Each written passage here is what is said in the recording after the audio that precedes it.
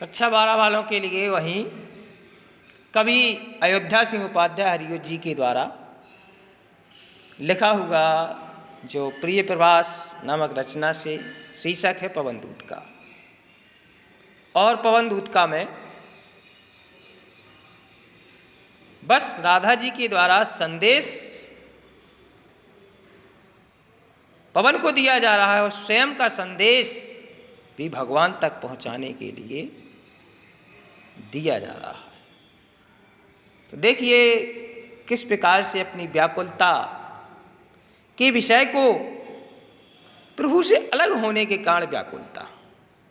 और ये निश्चित है कि जब कोई व्यक्ति अपने लक्ष्य से हट जाता है या उसका लक्ष्य उससे दूर चला जाता है तो वह बेचैन रहता है।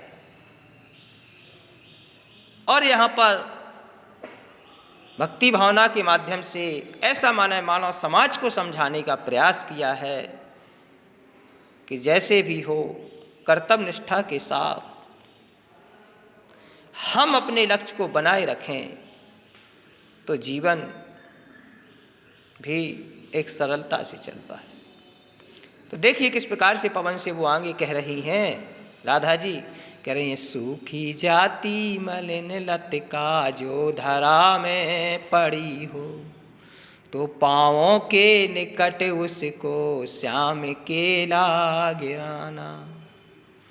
यों सीधे से प्रकट करना प्रीति से वंचिता हो, मेरा होना अति मलिन और सूखते नित्य जाना।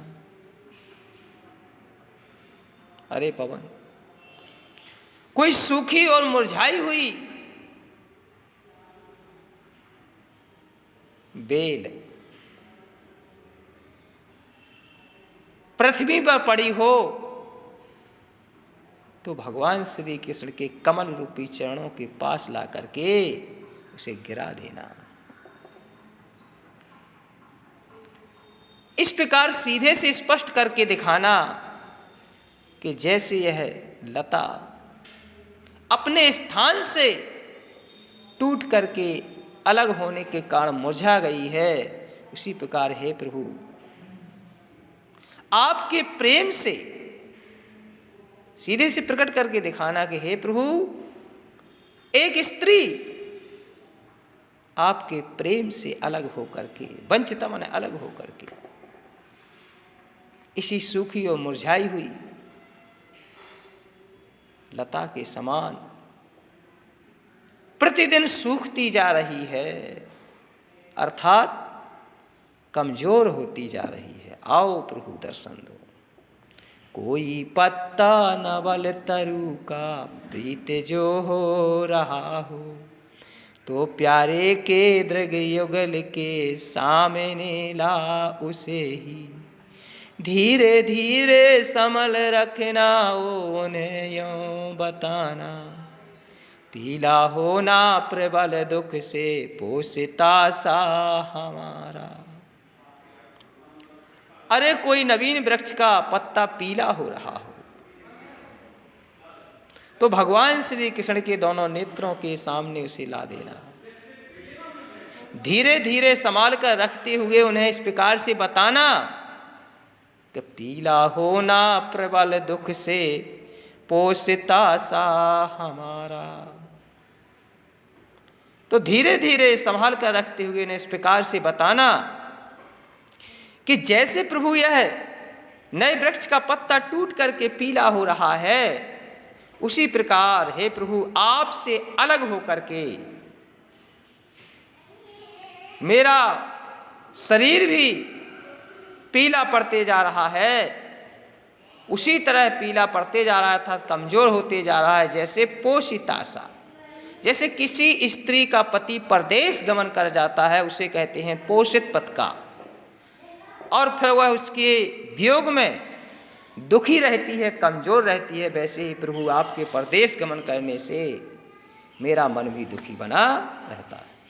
यों प्यारे को विदित करके सर्व मेरी बिथाएं, धीरे धीरे बहन करके पाँव की धूली लाना।